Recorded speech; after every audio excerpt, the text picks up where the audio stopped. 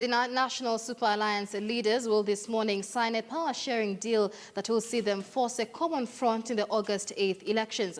The coalition agreement spells out the formula for sharing top seats in case of victory. The highlights of the deal include proposals for the position of Chief Minister, which, according to the opposition insiders, would go to the NASA ticket aspirant who emerges third in the alliance's presidential nomination race. NASA top leaders held a lengthy meeting last night fine-tuning the agreement. Murimi Mwangi has this report.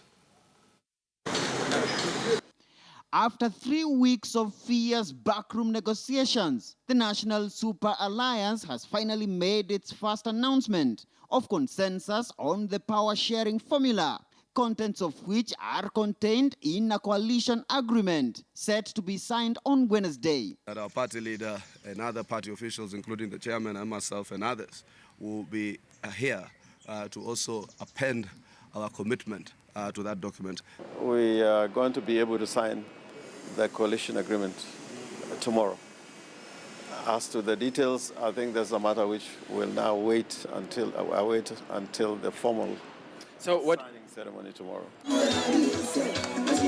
Multiple sources within the opposition disclosed that the NASA Management Committee had resolved to introduce a chief minister post, a position equivalent of a prime minister. This will be occupied by one of the two principals who miss out on the NASA presidential ticket, while the remaining principal will have the option of choosing to be either the Senate Speaker or the majority leader. This decision was reportedly arrived at on the realization that NASA could beat the ruling Jubilee regime if the four principals backed a common candidate. But the team is yet to decide who will be the presidential candidate and running mate. They must compromise for the sake of the country. The country is bigger than their personal ambitions. The country is bigger than their tribal leanings. The agreement, in my understanding, binds all of us to that process of nominating the presidential candidate. And therefore, there is no question of one party, either Wiper or ODM or any other party, to pull out. And I think the agreement that we are going to sign tomorrow will make it very clear.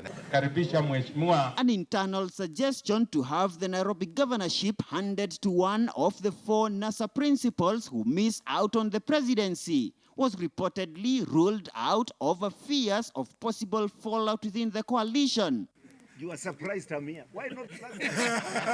This even as the Wiper National Executive Council denied reports that Machakos Senator Johnston Muthama had betrayed his party leader Kalonzo Musyoka in the NASA negotiations. Wanaozungumza hayo wanatoa maoni yao na kuna wale wengine vile vile wanatoa yao. Kwa hivyo siwezi kukashifu mtu au kukasirika au kushambulia mtu au kuamua kwa niaba ya mtu anayoyasema, maana hiyo ni jamhuri ya demokrasia.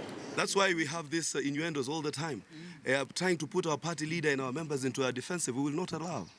Every other time you want us to justify that we are in NASA to stay, Muthama is with us, Musila is with us. That's unacceptable. While the signing of the coalition agreement will be a sigh of relief to millions of NASA supporters, the ultimate decision on the presidential flag bearer will arguably be the final acid test of the opposition unity under the formidable NASA outfit.